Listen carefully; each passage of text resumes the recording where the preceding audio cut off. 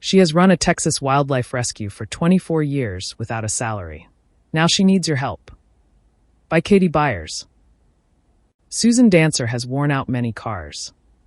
That detail, quietly buried in a recent plea for help she posted to the Texas Blessings Rescue Facebook page, says more about her than any formal biography could. For more than a decade, she has driven a 45-mile daily round trip between Bay City and Blessing, Texas, tending horses, livestock, deer, and wildlife in rehabilitation on borrowed land, while keeping the small animals and critical care cases at her home. That is 16,000 miles a year, minimum, before the vet runs, the emergency pickups, and the welfare checks. She has been doing this, largely alone, for over 10 years. Texas Blessings Rescue is a 501c3 nonprofit she co-founded in 2001 on 65 acres near the Texas Gulf Coast. More than 2 decades later, the rescue is still operating, though she left that original acreage 13 years ago. It takes in all species except migratory birds: horses, dogs, cats, donkeys, farm animals, deer, small mammals, wolf dogs, and indigenous wildlife in rehabilitation. It holds a Texas Parks and Wildlife permit. It has never had a paid director or paid staff. Every donated dollar, Susan says, goes directly to food, medical bills, and necessary supplies. She means it. She is also a certified animal cruelty investigator and has spent years coordinating the removal of animals from high-kill shelter euthanasia lists across the region. Since leaving that original acreage, she has run operations across 2 locations: her small property on the Tres Palacios River and her home in Bay City, 45 miles apart. That split is the source of the 16,000 annual miles, and it is what the new consolidated property is meant to finally resolve. Susan supports herself through work entirely separate from the rescue. She is an independent wedding officiant, ordained in 2016, and she will tell you exactly why she got into it. When gay marriage became legal in Texas, many officiants left the practice rather than perform same-sex ceremonies. Susan saw the gap and stepped into it. She writes every ceremony individually, tailored to the specific couple, their beliefs, their story, and what they want the day to feel like. Her historic Bay City property, surrounded by live oaks, mature pines, and fountains, doubles as a wedding venue. The rescue has never paid her a salary. Instead, she works hard through weddings, the venue, the vacation rentals, and whatever else is needed keep the lights on so that the animals do not have to.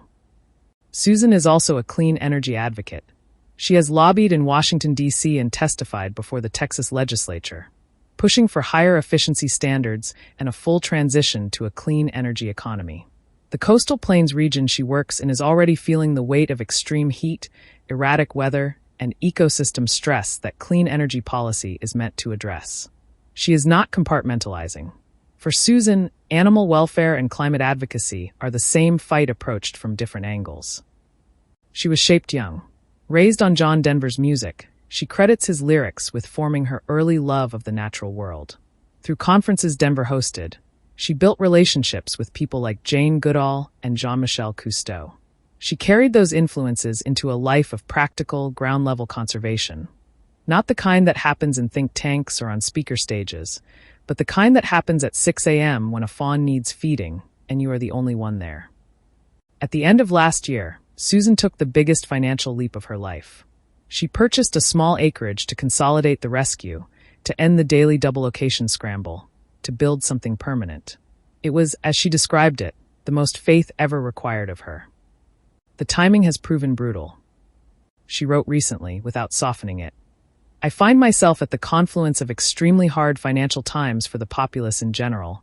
Baby season is burgeoning, and we're inundated with calls for babies of every species needing help. Adoptions are slow to non-existent. Donations are the same.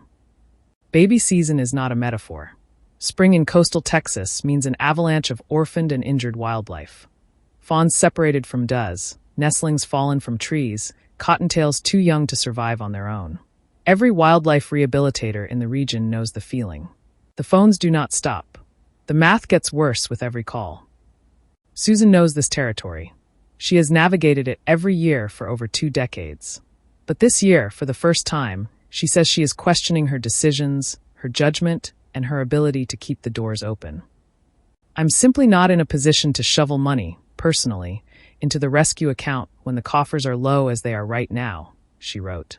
I feel personally blindfolded, hobbled with both hands tied behind my back while I smell smoke and hear a crackling wildfire headed my way. That image is not accidental. This is a woman who knows what wildfires mean in Texas. She has seen what they do to animals, to habitat, and to the people trying to hold it together on the ground. She is still holding together, but she needs help to stay that way. Texas Blessings has one named capital need right now that would change daily operations permanently. $25,000 for a dedicated building to move incubators, hospital equipment, and critical care operations out of Susan's home, and to give the rabbits, guinea pigs, and prairie dogs currently living in her garage a proper facility. It is the kind of infrastructure that separates a rescue that survives from one that doesn't. If you represent a foundation or organization with capacity to fund that goal, please reach out directly through the contact information below. Here is what help looks like for everyone else in concrete terms. $5 buys a box of greens. $8 to $10 buys a square bale of hay. $28 buys a compressed bale of Timothy hay for rabbits, guinea pigs, and small animals. $70 buys a round bale delivered. You can also donate directly to the vendors keeping Texas Blessings animals fed and treated. Matagorda Veterinary Clinic, 979-245-5110. Westfeed, 361-588-6631. To donate to Texas Blessings Rescue. PayPal, texasblessings@yahoo.com. Venmo at Texas Blessings. Cash App, $Texas Blessings. Check. Texas Blessings Rescue, 2608 Strawberry Lane, Bay City, Texas, 77414.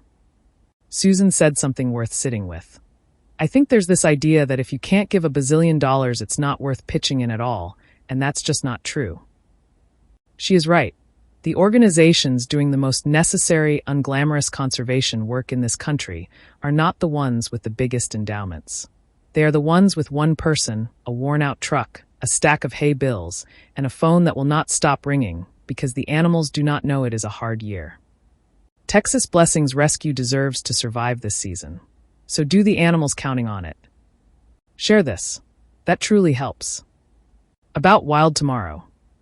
Wild Tomorrow is independent conservation journalism for people who are tired of being lied to.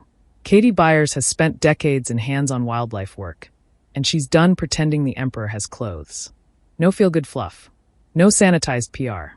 Just fierce, well-researched writing that respects your intelligence and tells you what's actually happening to the wild world. If this hit you, pass it on. Conservation reporting lives or dies by word of mouth. Forward this to someone who can handle the truth. Want more? Free subscribers get weekly investigations, breaking analysis, and field dispatches.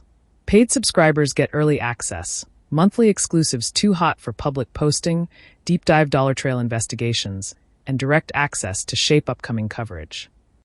The wild world is running out of time for pretty lies. Subscribe to Wild Tomorrow.